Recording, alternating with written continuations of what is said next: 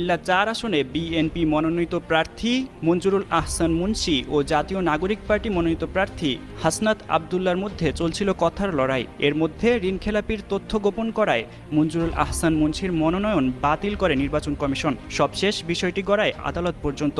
শেষমেশ আদালতে গিয়ে প্রার্থিতা ফিরে না পাওয়ায় কুমিল্লা ৪ আসন থেকে নির্বাচন করতে পারছেন না মঞ্জুরুল আহসান। তবে এখন পর্যন্ত আইনি লড়াই চালিয়ে যাচ্ছেন তিনি।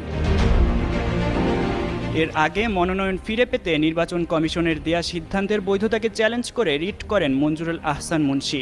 গত ১৭ জানুয়ারি আপিলে তার মনোনয়নপত্র বাতিল করে ইসি।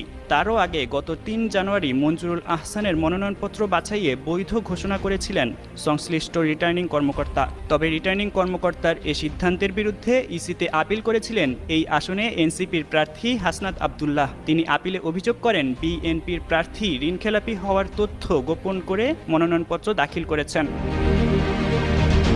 এদিকে বিএনপি প্রার্থী মনোনয়ন বাতিলের পর অনেকটাই ফুরফুরে মেজাজে রয়েছে হাসনাত আবদুল্লাহ। এর মধ্যেই জানা গেল কুমিল্লা ৪ আসনে গণ অধিকার পরিষদের প্রার্থী জসিমউদ্দিন বিএনপি জোটের হয়ে নির্বাচনে প্রতিদ্বন্দ্বিতা করবেন। শুক্রবার দুপুরে জসিমউদ্দিন নিজেই বিষয়টি নিশ্চিত করেছেন। তবে এই আসনে বিএনপির নেতাকর্মীদের দাবি ইঞ্জিনিয়ার মঞ্জুরুল আহসান মুন্সী আইনি প্রক্রিয়ার মাধ্যমে প্রার্থিতা ফিরে পাবেন।